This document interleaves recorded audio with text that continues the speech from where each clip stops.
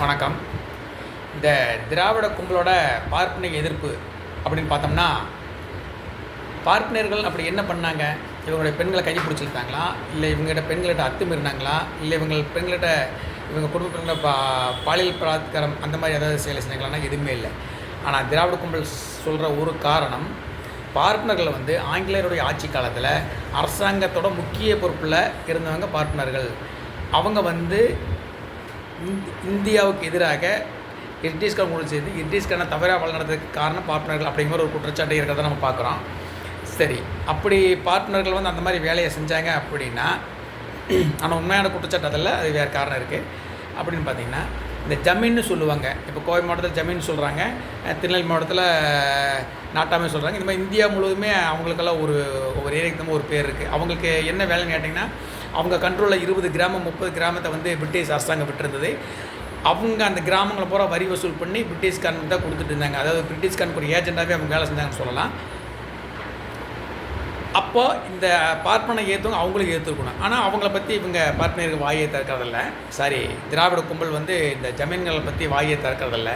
ஒருபடி அதுக்கப்புறம் போய் பார்த்திங்கன்னா, இந்த திராவிட கும்பலே அந்த வேலை செஞ்சுருக்காங்க. என்ன செஞ்சாங்கன்னா, இந்தியாவுக்கு சுதந்திரம் கொடுக்கக்கூடாது, அப்படியே சுதந்திரம் கொடுத்தாலும் தமிழ்நாட்டுக்கு சுதந்திரம் கொடுக்காங்க. தமிழ்நாடு மகாராணியோட பார்வையில் இருக்கணும், அவங்க ஆட்சியின் கீழே தான் இருக்கணும்னு சொன்னாங்க. சுதந்திர தினத்தை கருப்பு தினமாக அறிவிச்சாங்க, தேசிய கொடி எரித்தாங்க, இத்தனையெல்லாம் செஞ்சுருக்காங்க. ஆனால் பிராமணர்கள் மட்டும் வெள்ளைக்காரங்கிட்ட உயர் பதவியிலிருந்து தவறாக வழிநடத்தன்னு தான் சொல்கிறாங்க. ஆனால் அது உண்மையான காரணம் அதில்லை.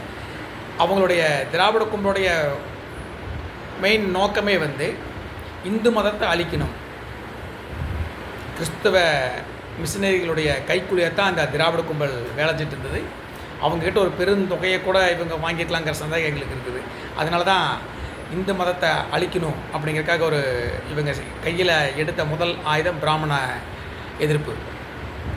பிராமணங்கிறது இந்து மதத்தோட ஆணிவேர். அதை பிடுங்கிட்டால் இந்து மதத்தோட கட்டமைப்பு உடச்சிடலாம் இவங்களுடைய கருத்து. இன்றைக்கி கிறிஸ்துவ மதத்தில் பார்த்திங்கன்னா பாதிரியார் ஒருத்தர் இருக்கார். கிறிஸ்தவர் வீட்டில் ஒரு நல்லது கெட்டது எதுவாக இருந்தாலும் அந்த பாதிரியாரோட அறிவுரையை கேட்டு தான் செய்கிறாங்க. அதே மாதிரி இஸ்லாமியர் வீட்டில் ஒரு நல்லது கெட்டது எது நடந்தாலும் அங்கே உலமாக்கள்னு சொல்லுவாங்க, அவங்களுடைய அறிவுரை கேட்டு தான் நல்லது கெட்டது. ஆனால் நம்ம அது செய்கிறதில்ல. முதல்ல இருந்துச்சு, நம்ம வீட்டில் ஏதாவது ஒரு நல்லதை கெட்டது அப்படின்னா பிராமணர்களுடைய அறிவுரை கேட்டு நம்ம செஞ்சுட்டு இருந்தோம். அந்த கட்டமைப்பு உடச்சது திராவிட கும்பல். இன்றைக்கி நம்ம பார்ப்பனனை பல வாரம் திட்டுறோம்.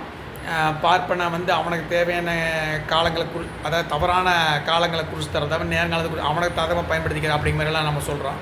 அது முழுக்க போய் இந்த திராவிட கும்பல் இந்து மதத்தை அழிக்கிறதுக்காகவும் இந்து மதத்தோட கட்டமைப்பை உடைக்கிறதுக்காகவும் கையில் எடுத்த ஆயுதம் தான் அந்த பிராமண எதிர்ப்பு. மற்றபடி பிராமணர்களுக்கு இவங்க எதிர்க்கிற மாதிரி வெள்ளைக்காரனுக்கு ஆதரவாக இருந்தாங்க அப்படிங்கிறதுல போய் இந்த திராவிட கும்பலுடைய பித்தலாட்டத்தை நம்ம கொஞ்சம் கொஞ்சமாக நம்ம மக்கள் தெரிஞ்சுட்டு வர்றாங்க.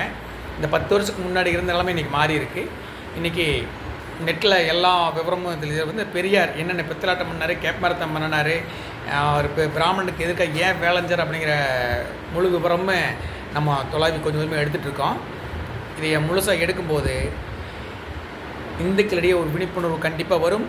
அன்னைக்கு இந்த தேசிய கொடியை எரித்தவன், இந்தியாவுக்கு சுதந்திரம் வேண்டான்னு சொன்னவன், தமிழை காட்டு மிராண்டின்னு சொன்னவன், தமிழ் மொழி பிச்சை எடுக்க கூட பயன்படுதுன்னு சொன்ன இந்த பெரியாரோட சிலை தமிழகம் முழுவதும் எதுக்கு இந்த சிலையை தூக்குங்க அப்படிங்கிற இந்துக்களோட விழிப்புணர்வு ஒரு போராட்டம் அரசுக்கு எதிரான மிகப்பெரிய ஒரு குரல் கொடுக்கக்கூடிய சூழலை வெகு விரைவில் வரும்.